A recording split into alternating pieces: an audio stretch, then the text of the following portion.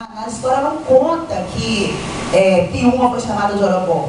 Um monte ali, e quando eles passavam, né, onde foi trabalhada essa escrita, falava do Vale de Orobó, com a igreja e tudo mais, poderia ser ali. Então, vamos ver se vai dar certo a pesquisa ali.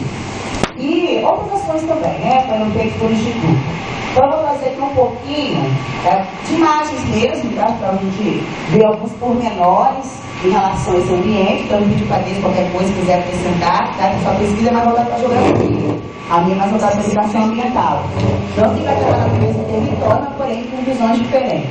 E aí, eu espero que nessa noite vocês tenham assim, vamos dizer assim, alguma ideia diferente, né? Algum movimento, alguma coisa que possa acrescentar. A gente sabe que por acaso vocês estão aí ouvindo direitinho, mas na realidade vocês estão imaginando, pensando lá naquela época, né? Será que eu vou ter isso ainda para os meus filhos? Como que eu posso, mesmo não estando num coletivo, mas eu estou num coletivo, por exemplo, de uma família, como que a gente pode estar melhorando isso? Eu estou no F5 também. É difícil a gente mexer. Aí pertinho do 5 aí.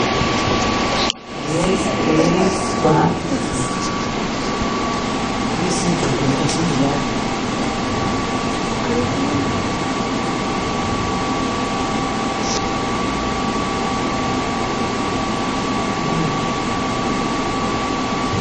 aí é um pouquinho de instituto, né? A logomarca e tudo, acho que você já deve ter conhecido.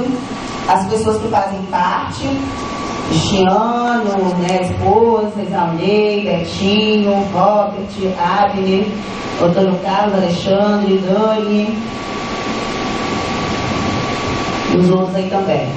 Aí nós fizemos em relação ao livro, por conta dela ser a primeira parte assim, de estudo que a gente propôs para Piúma em relação a histórias de Piúma, né, um pouco aí da região de Piúma, que é um dos menores do município do estado do Espírito Santo.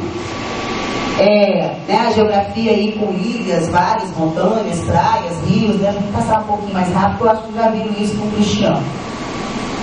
As praias, né, a Caiaca, a Barra Central, Corujão, Portinho, o relevo, né, visto lá do Niterói, quantos relevos diferenciados, desde baixadas, montes, vales, como é o caso do Vale do Orobó.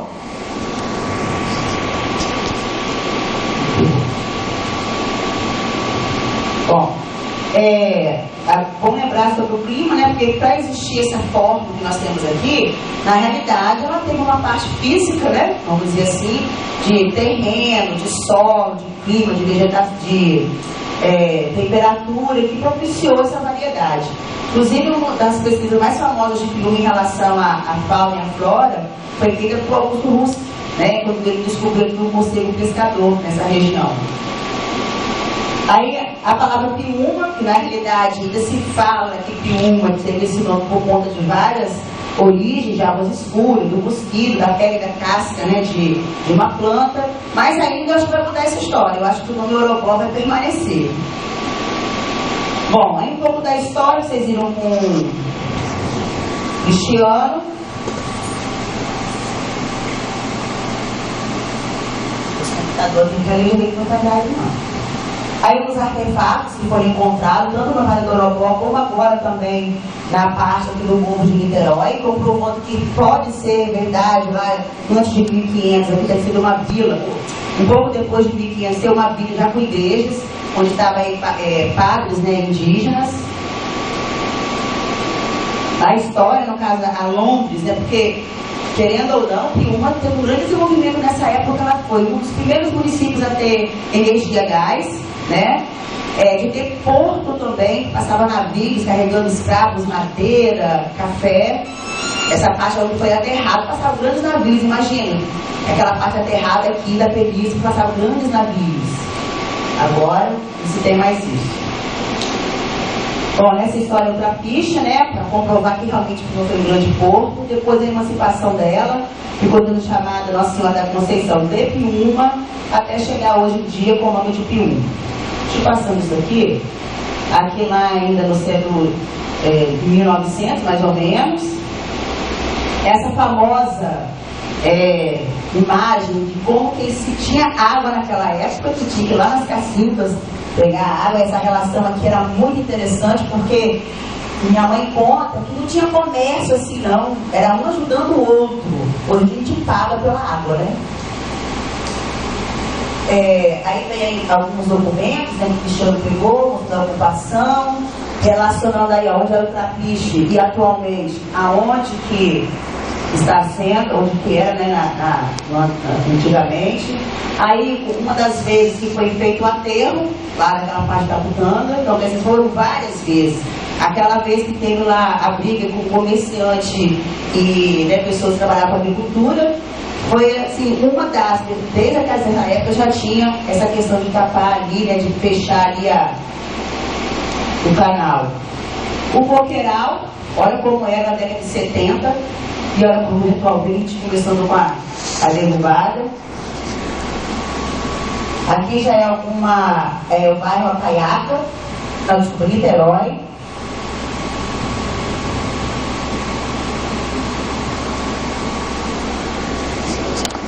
Tinha essa casa aqui ainda, nós íamos tentar tombar essa casa, mas tá difícil. Bom, aí eu chamo aqui de um espaço de vivência, ou espaço de convivência, tá? Por pensar, aí ó, o que é Niterói? Porto sinuoso ou água que se esconde ali indígena. Quer dizer, e assim vai o bairro Monte H, a Beira Rio, o bairro Tamarindo, porque da árvore, né, antiga que tem ali. Essa relação é até inclusive na nossa cultura, a gente que passa despercebido disso. Inclusive as escolas, né, como eu coloquei, ela trabalha muito na questão, quando tem festas, né, que envolvem as escolas, muito com a cultura local, né, a valorização sempre foi essa, nunca trazendo de fora. Na questão aqui, está trazendo para vocês, isso aí é uma imagem, né, como ela falou, muito fácil de ver a erosão marinha, e não é 5 milhões, ou tantos bilhões aí, cúbicos de areia que faz solucionar isso. Já foi feito isso ano passado, não adiantou nada, é exemplo de ver ali, mas tem estudos que podem. Porém, como eu disse, né, para os políticos, isso para muitos políticos é uma forma de ter dinheiro, não de solucionar o problema. Por isso que a pesquisa passa por cima, o estudo passa por cima.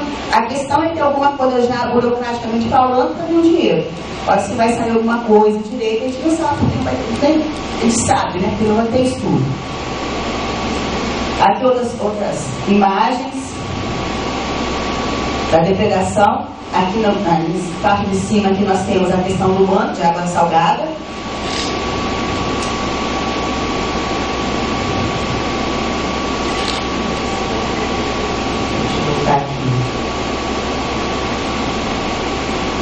O rio, vocês sabem que muita parte da beira-rio é ainda depósito de esgoto, né? E o mangue mesmo, o aterro feito, ali é uma parte de mangue. Além de acabar com o mangue, ainda você tem ali o esgoto que são jogados ainda no rio.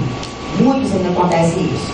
Essa parte aqui, gente, foi a primeira vez, é uma das primeiras fotos que as pessoas colocaram direto no Facebook. Você vê, é uma professora da erosão, como que foi feita naquela época e está continuando ainda em outras partes. E aqui foi a última tomada, se eu não me engano, do aterro dali da Ponte Caputanga. Depois disso foi o vertedouro. E está ali o vertedouro, porém vocês viram o que está acontecendo. A parte de depósito está acontecendo pela própria natureza. Mas, em cima disso tudo, nós temos que captar os fluxos que ainda podem fazer com que esse ambiente ainda persista. Então são aulas feitas, né, no próprio ambiente, ações como essa do Dr. Filomena e o Rio, se eu não me engano, né, de fazer limpeza de praia, de rio. A parte, por exemplo, lá tem o nosso colega Jonassi, que há 4 anos nós ficamos no projeto Ecovida, onde nós tínhamos um estudo de educação ambiental junto com os alunos de 6º ano no ano, para fazer visitas, né, nos ambientes de Rio. Subir o Monte H, e daí uma subida no Monte H. Subir o Monte H, fazer o passeio de barco, fazer estudo das ilhas, fazer trilhas, né, na ilha. Então isso foi feito durante 4 anos, porém cada um foi para um lado e o projeto acabou. Mas temos alunos que vai continuar. É exemplo de 13 que está no seu curso já. Bom, e inclusive na parte da música. Berola, que é um grande compositor, ele compõe com a cultura, com o ambiente, com os acontecimentos de Piúma do passado e agora de uma forma muito assim, legal e interessante, né? E que as pessoas, a maioria, pelo menos já sabe a gíria de Piúma de uma forma assim, até as crianças de primeira série, eu vejo professores que trabalham com essa música para contar um pouco da história de uma forma mais alegre, né? Falar da pesca, falar de como que utilizava a água, como que as pessoas falam agora atualmente, né, e tudo mais. Ele realmente é um artista e é filho da terra. Aqui é do livro, mostrando algumas imagens do livro. Bom, bem rápido mesmo, porque eu creio que o Cristiano já trabalhou, né, com essa parte. Mas eu ainda tento trabalhar mais essa questão assim, com as experiências que a gente vai tendo nos espaços das escolas, dos movimentos coletivos, né? Onde vai estar trazendo à tona de uma forma assim clara o que realmente para a gente poder estar avançando e trabalhando em cima desses ambientes de uma forma mais sustentável e principalmente socioambiental. Trabalhar essa questão do ambiente junto com o ser humano, porque ele é parte dessa natureza. Né? Não é uma coisa à parte, mas a gente vamos colocar na nossa cabeça. Obrigada. Ok, Denise, por favor, antes de você encerrar com sua apresentação, Deise, você quer falar alguma coisa sobre as imagens, sobre o que a Denise falou? Sim. Primeiro eu gostaria de agradecer na pessoa da Denise ao Instituto, porque o Instituto Histórico e Geográfico de Piúma, ele permitiu a minha pesquisa, tanto a minha, quanto eu também estou sabendo de alguns outros pesquisadores fora da nossa cidade. Quando a gente trata de pesquisa acadêmica, científica, nós precisamos de um respaldo documental para que isso seja comprovado. Então, quando é publicado um livro com um aval histórico do município, isso cria para a gente uma possibilidade de falar coisas que nós não poderíamos falar se não fosse a publicação do livro. Então, eu utilizo o livro, utilizo a publicação como um respaldo para a minha pesquisa. Muitas falas que ela mostrou para a gente eu utilizo. Eu agradeço muito mesmo. Gostaria que ela levasse isso também para o cristianismo, ficou ótimo, para o Cristiano, esse dinamismo que eles têm, assim, são incansáveis. A gente observa esse amor que eles têm pelo lugar, o amor que eles têm pelo estudo para descobrir, então, coisas novas. Então, eu quero colocar, assim, esse agradecimento. Outra questão é que, atualmente, nós não podemos... A gente tem que resgatar essas culturas, elas não podem ficar perdidas, mas nós somos uma grande mistura. Então, a gente tem que ter, inclusive, quando a gente fala nas escolas, muito cuidado aos lugares quando a gente vai. Eu tenho esse cuidado, mesmo sendo filha da terra também, mas você fala, olha, não existe mais os de fora e os de dentro, existe todos nós no mesmo lugar, no mesmo território que nós construímos. Então, o que nós queremos construir, né? A gente está pensando nisso.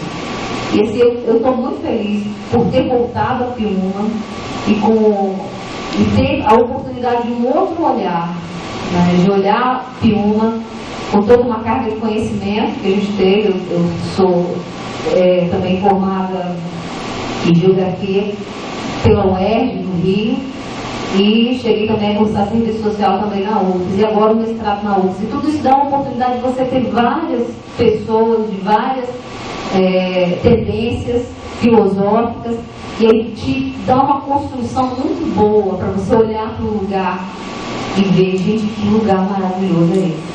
Eu amo estar aqui, eu amo fazer parte desse lugar. Então, é uma ideia de pertencimento. Eu acho que lugar, essa categoria lugar em geografia tem para nós uma ideia de pertencimento. Então, independente de onde você tenha vindo, é seu lugar. Se sinta pertencido. Faz muito bom para a alma e para o próprio lugar. Obrigada. Ok, obrigada, Deise. Mas antes de encerrar, vocês não terminaram não. Você quer falar alguma coisa mais sobre o tema, Denise? Para encerrar, seria o seu encerramento. Só para completar, porque ela caiu no campo que eu estou tentando fazer a tese em forma de uma coevolução desse lugar que não existe fora e dentro. Você está num lugar, você acaba se envolvendo com ele culturalmente, economicamente, né, nas relações e assim por diante. Então, pensando nesse lugar que a gente tendo esse sentimento, nesse conhecimento, a gente pode transformar. Pensando no lugar, não pensando que esse lugar de relações homogêneas, consumistas, capitalismo, mas sim num lugar de pertencimento, num local de relações, que estão tirando isso da gente, né? As relações é tudo voltada para alguma coisa dominante e acabou, a gente não vê mais o outro lado. Eu acho que esse pertencimento que ela colocou muito bem colocado é o que a gente ainda pode fazer para ainda existe isso. A gente está aqui. Engraçado que o pessoal que a gente fala que vem de fora, né? Muito, gente, eu conheço muito. Ó. Minha mãe aluga casa há anos. Eles ficam em Piúma. E não é só agora assim aposentado, né? Ou que pessoas de mais idade, não. A gente vê, por exemplo, pessoas que estavam até em locais perto, morando aqui em Piúma. Herdou uma casa, né? Ou, por exemplo, comprou uma casa, ou construiu, né? Que eu tenho vários terrenos para vender. E aí eles estão ficando aqui para verificar. Agora que tem ainda o IFES, né? Uma escola federal. Tem ainda o Polo Ave UFES, aqui em Piúma também. Até essa parte de científica, ela é muito melhor do que muitas regiões aqui por perto. Então é mais um atrativo, né? Além da cultura, da natureza, tem a educação aqui muito boa. Nós temos assim professores assim, de ponta que outros municípios acabam querendo contratar, né, ou incentivar para poder ver se melhora a educação. Isso quando tem uma política voltada para isso, lógico, né? E talvez assim, um potencial muito grande. E pensando nesse lugar, né, com essas relações, é que a gente vai realmente trabalhar e ter uma natureza, o ser humano, o homem-natureza, né, próximos como era antigamente. Ok, muito obrigada. Agradeço muito sua participação. E Deise, você gostaria de falar alguma coisa sobre território sul-litorâneo, tudo que a gente conversou? Eu acho assim que é bom a gente entender essa divisão do Estado do Espírito Santo em regiões que voltada, lógico, é óbvio, para a produção e consumo do espaço, mas é bom que a gente entenda isso. Então, quando existem relações aí, políticas, econômicas, do capital externo, que a gente precisa compreender e dão uma clareza para nós de como o lugar foi formado. Então, se você puder pegar as regiões, para ter ideia, nós somos a região, no caso, micro-região expandida sul, ou seja, nós somos vistos como uma expansão da metrópole, que é a capital, que é a grande centralidade, que é a grande Vitória, né? Que Vitória ela ainda tem esse poder de centralidade sobre nós em relação à educação para estudar. A gente está trazendo, agora tem esse polo aqui, tem o IFES que é importante, mas ainda grande centralidade é Vitória. Na saúde, no comércio, na indústria, ainda é Vitória. E tem esse poder polarizador sobre nós. Contudo, já nas nossas pesquisas aí sobre as segundas residências, ela só trouxe o transporte, né? Trouxe a indústria, mas ainda os vetores que nós temos aparecem em Minas Gerais, Rio de Janeiro e interior do estado. Então, fazendo algo bem diferente do que essa centralidade suposta colocada. Já é algo novo para a gente colocar, para a gente estar estudando e levar como um retorno da nossa pesquisa sobre a questão da região. Muito obrigada também pela sua participação. Agora eu queria sim abrir para vocês que estavam ouvindo tudo o que elas disseram, que vocês, antes da gente bater palmas para essas nossas duas grandes fornecedoras de informação muito importante na noite de hoje, vocês gostariam de perguntar alguma coisa, comentar com elas sobre isso, sobre as questões urbanas, sociais aqui de Piúma, do território, meio ambiente? Sim, gostaria que vocês, se tivessem qualquer coisa para acrescentar ou perguntar, ficassem à vontade agora para conversar com elas. Alguma coisa, gente? Pode falar, Eduardo. Então, eu só queria umas coisas que eu... Fala no microfone, por favor, Eduardo, É porque a gente está gravando aqui. Fala aí, por favor, que a sua dúvida pode ajudar aqui. Então, Ele vai aproveitar que ele participou da minha banda de qualificação para se contar. A segunda residência, de início, inclusive isso é muito claro na pesquisa, se de início ela veio para um público voltado para a renda média, de chamada antiga tradicional classe média, com o carro, com o automóvel, ela se deslocava com o automóvel, ela tinha condição de construir e manter, agora já não é mais esse público. Então, nas minhas análises, a pesquisa dá um público heterogêneo. Na pesquisa, o proprietário é de 4 a 6 salários mínimos, mas quem ocupa não, é de 1 a 3 salários, e a gente tem que ter muito cuidado para a gente não ser, como você mesmo falou, para a gente não ser preconceituoso, porque é um acesso que políticas públicas permitiram a esse público, porque antigamente a gente via pessoas bem próximas de nós que nem conheciam lá, então a gente vai e volta, né? Então, se eu não tenho condição de ser proprietário, gente, se eu não tenho condição de Coca-Cola, vou fazer o quê, gente? Vou usar o refrigerante Baré, na minha época era Baré, agora nem sei qual é, refrigerante assim. Ou seja, essas trocas sociais, elas se dão muito devido à nossa forma de ser, nosso estilo urbano. Se eu não tenho acesso à propriedade como proprietário, mas tenho acesso, tenho 1 a 3 salários mínimos, me alugou, R$2.000, eu vou dividir por sei lá quantas pessoas, vou colocar todo mundo dentro dessa casa. Então a gente precisa de leis, a gente precisa sentar, conversar, porque vocês já pensaram em uma sobre esse território, sobre essa ótica de ocupação de segundas residências? A gente pensa que quando a gente sai em épocas que não é de veraneio, você olha tanta casa vazia, chega a dar tão medo, né? Você está passando assim, só ouve o vento passando. E aí você vê o território do vazio. A cidade se transforma. Se transforma. Você percebe o território do vazio. E aí chega verão, é aquela superlotação, ou seja, o território realmente está saturado. Aí eu vou passar para ela vai fazer o que faz com esse turista. Fala aí para nós. Nas nossas pesquisas dá para entender, aí que vem a educação socioambiental. Que o problema não é a natureza, não é o meio ambiente, é sócio e ambiental. Então, quer dizer, voltado para uma política e um comércio que é voltado para esse tipo de turismo, né? O que eu entendo é que a possibilidade de fazer outros tipos de turismo. Nosso espaço aqui pode ter um turismo de massa, pode ter um turismo cultural, pode ter um turismo voltado para ecologia, um turismo ecológico. Nós tentamos até implantar em 2009 até 2011, se não me engano. Tem outras possibilidades. O problema, vamos dizer assim, né, é que quem está no poder não vê assim. Já fizemos várias reuniões, às vezes que tem audiência pública, às vezes que está na Câmara dos Vereadores, né, que tem a abertura popular, mas não adianta. Porque não adianta por enquanto, né? Porque os próprios